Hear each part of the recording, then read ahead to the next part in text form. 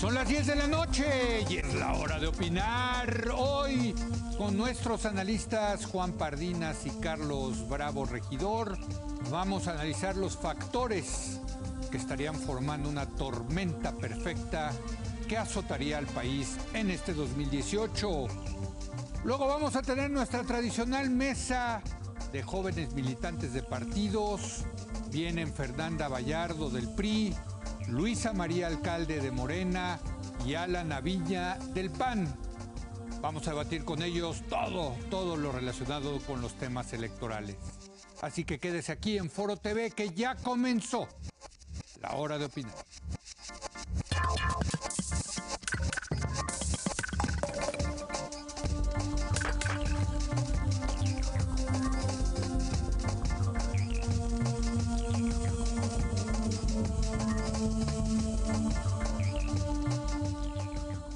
Muy buenas noches. En un artículo publicado en el New York Times, nuestro colaborador Jorge Castañeda plantea que México podría estar al borde de una tormenta perfecta en este año.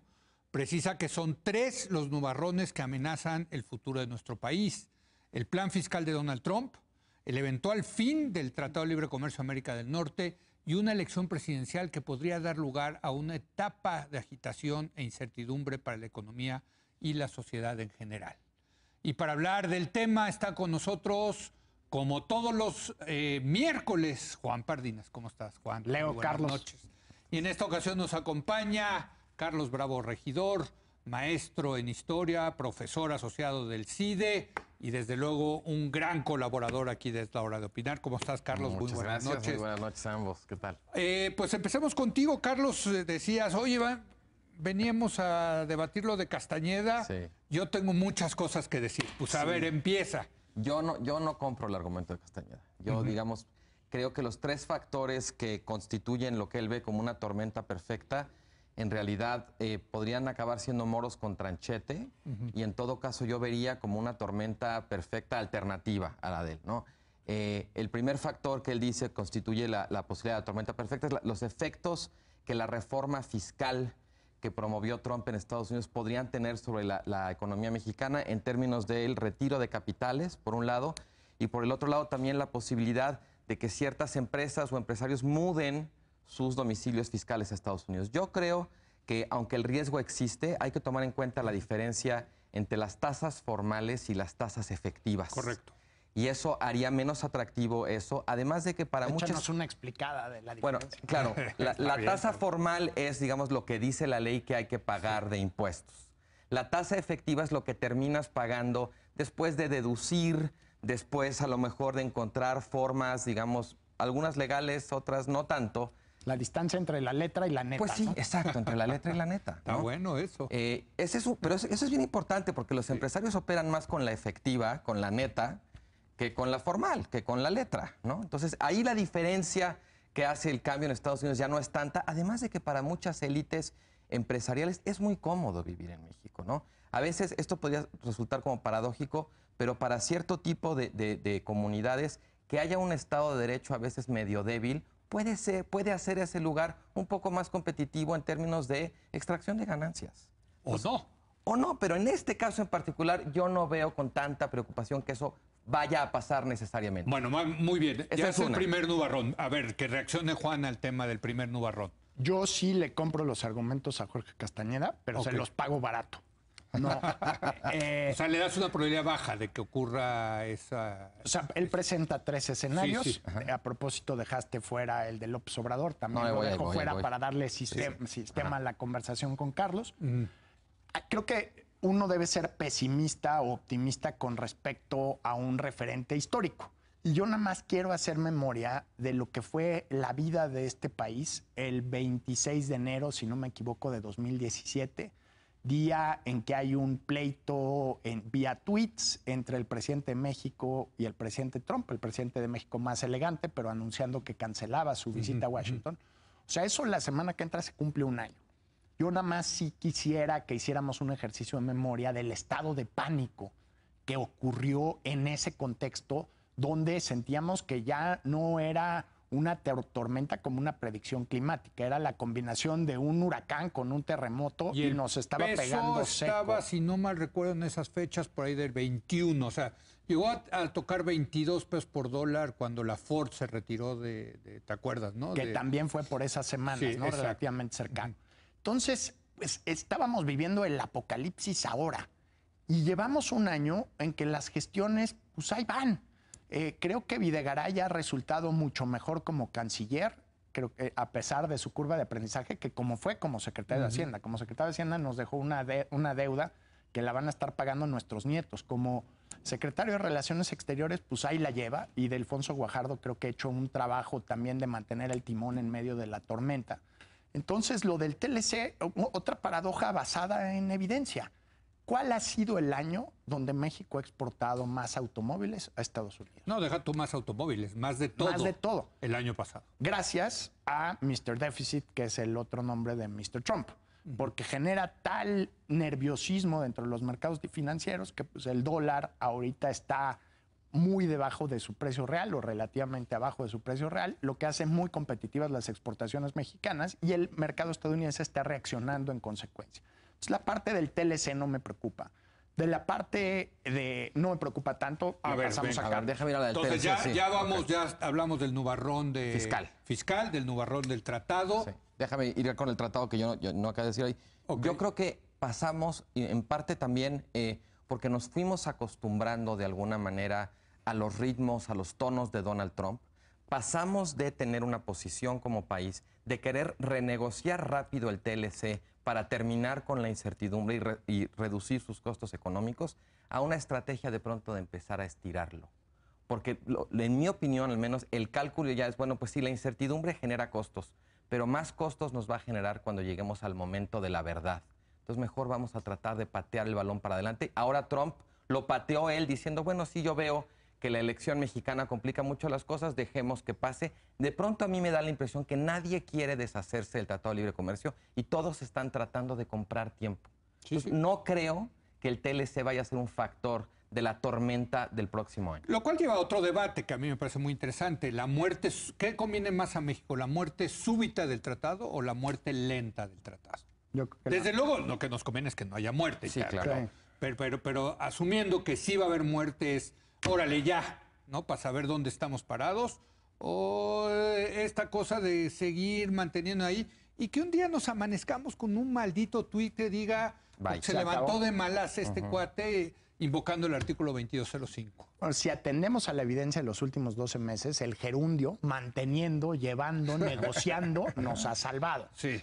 O sea, si de repente en el gerundio se termina y empezamos a conjugar el pasado, Sí. el fin de la negociación, negociamos y pues no jaló, Sí.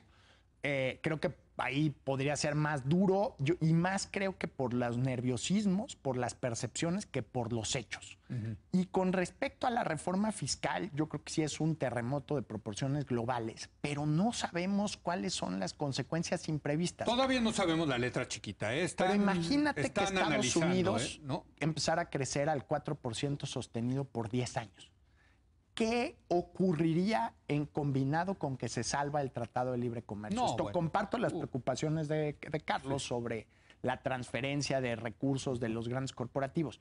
Pero ¿qué pasaría si la demanda agregada en Estados Unidos aumenta de manera No, en lugar de tormenta importable? tendrías el clima perfecto durante 10 años. Por cierto, hoy Apple anunció que va a repatriar 230,000 millones de dólares a Estados Unidos por la nueva reforma tributaria, ¿no? Entonces, yo creo que no necesariamente es malo, hay que ver. Igual y sí, pero por eso digo que cierta cautela sobre la tormenta. Y nos falta la tercera tormenta. Vámonos a la tercera esa yo tormenta sí que- la veo mal por cualquier ángulo.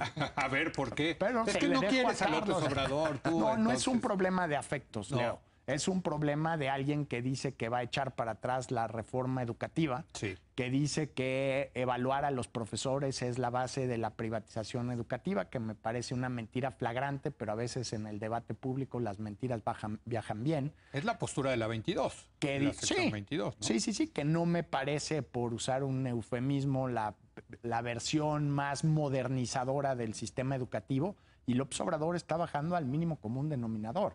en la reforma energética, o sea, imaginemos los escenarios de caída de producción y caída de los precios sin la reforma energética.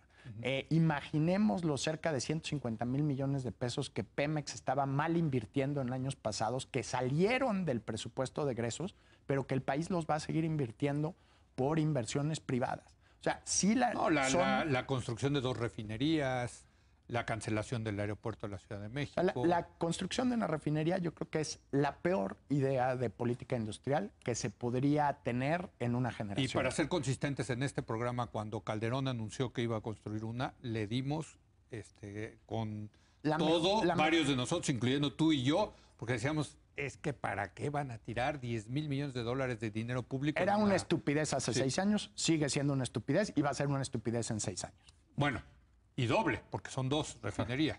Sí, bueno, la multiplicado, sí. Exacto. Yo te voy a decir por qué yo creo que un eventual triunfo de López Obrador no constituye un escenario de tormenta perfecta. En primer lugar, creo que el hecho de que gane el candidato puntero es un síntoma de normalidad democrática. Va al frente en las encuestas, el sitio Oráculos lo pone hoy en día, si hoy fueron las elecciones, 99% de probabilidades de que gane. Sí, bueno, Leo... A ver, es culpa de los... Tu cochupo con los rusos. Yo también... Oye, me van a sacar ahora una iniciativa en change.org sí, también para aplicarte el 33. Locos, qué barbaridad. Bueno, pero a ver, entonces... Todos, ahí todos, sí, ya es que una gane, locura. que gane el candidato. Me generaron empatía por este personaje. Vi tu tweet, lo retuiteé, que me pareció lo mejor de la discusión. No se los voy a perdonar jamás. Sí. Que me hayan generado empatía por John Ackerman es algo que me tiene profundamente agraviado. Pero mira, lo cierto es que de las 10 encuestas que analizamos, y por cierto hoy salió una más, todas ponen arriba a López Primera Obrador, cosa, yo creo que gane el candidato puntero no es un mal escenario, es normal en democracia. 2, que gane el candidato de oposición después de un gobierno tan desacreditado como el de Enrique Peña Nieto también me parece una señal de salud democrática. La gente evalúa al gobierno y decide su opción de voto, y en este caso decide castigar al gobierno con el candidato de oposición más fuerte. Me parece perfectamente normal. Y tercero, y lo más fácil, para mí, tormenta perfecta sería que ganara un candidato por el que no votó la mayoría de la gente. Bueno, eso va a ocurrir. Que no va a ganar un candidato por el que votó la mayoría. No, esperemos que gane de la mayoría. El que vaya a ganar, va a ganar. Si sumas segundos y terceros va a ser más votos. Claro, la minoría más grande. Lo que quiero decir, para mí sería mucho más desestabilizado un escenario donde hubiera trampas electorales, donde la elección se acabara definiendo en tribunales. Si nos ataca Godzilla también. Pero sí puede ocurrir. Ve lo que pasó en el Estado de México, ve lo que pasó en Coahuila. el Estado de México y y todo bien, no hubo bronca. Y ahora el tribunal ya dijo, no, pues si hay tarjetas rosas para comprar el voto, también está bien. ¿Hubo problemas en el Estado de México y Coahuila? Sí, claro que hubo problemas. ¿Y quién está gobernando? La captura de las instituciones también es un escenario de mucha desestabilización. Yo te voy a decir cuál es el escenario para mí de desestabilización y quién sabe qué a la tormenta alternativa. Que el PRI gane por menos de 1 punto porcentual y se junte la protesta de Andrés Manuel López Obrador, que ya sabemos desde ahorita que si va a perder va a decir que le hicieron fraude, porque aquí sí el pasado es un buen predictor del futuro, ¿no? Pero que se le una también Ricardo Anaya y el PAN. Porque la diferencia entre el 2006, en el 2006 el PRI, el otro perdedor, no se unió a la protesta de fraude electoral. Acá sí, los panistas, y potencialmente como es Ricardo Anaya, se pueden unir.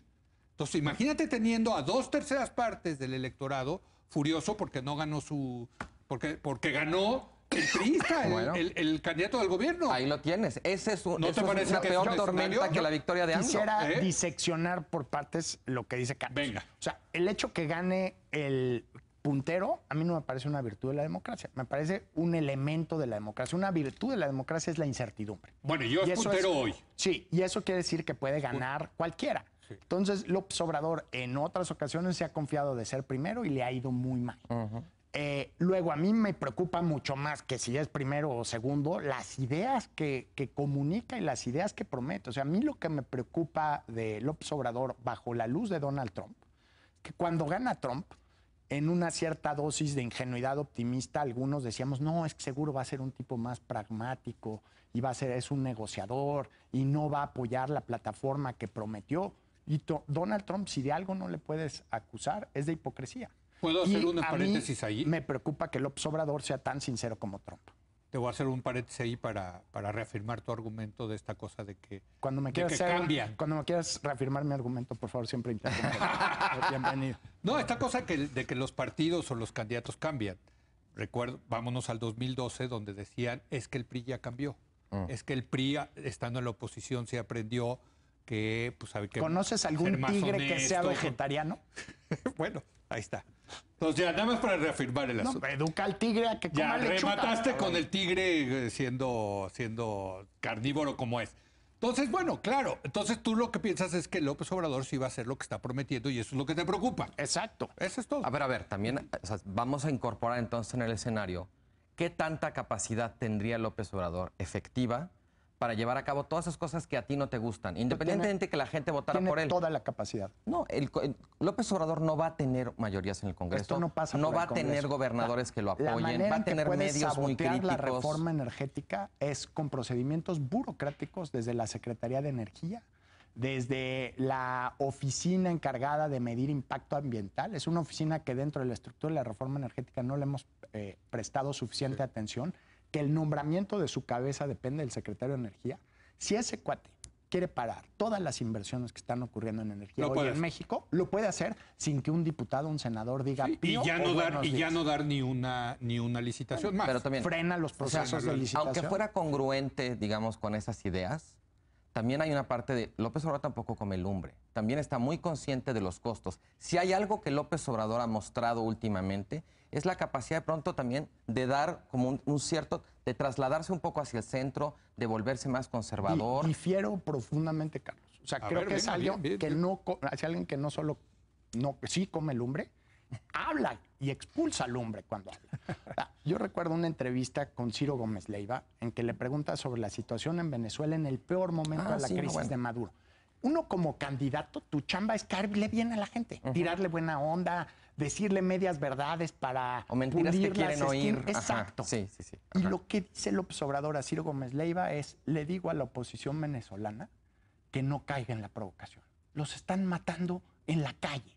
Es el fin de las instituciones de la dictadura venezolana. O sea, suena como a canción de Daniela Romo, pero es de, por favor, miénteme. O sea, bueno, pero no seas tan sincero.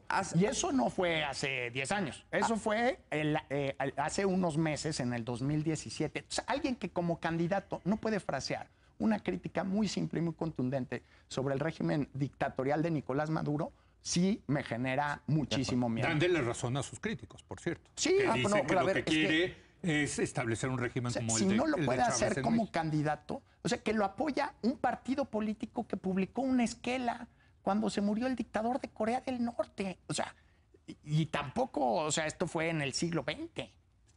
Yo estoy... O sea, a mí me siento un poco incómodo en la posición de tener que defender a López Obrador. ¿Pero ya te pusiste ahí? Yo lo único que estoy tratando de hacer es de normalizar a López Obrador, no de defenderlo. Yo creo que muchas de los argumentos o de las críticas son excesivos.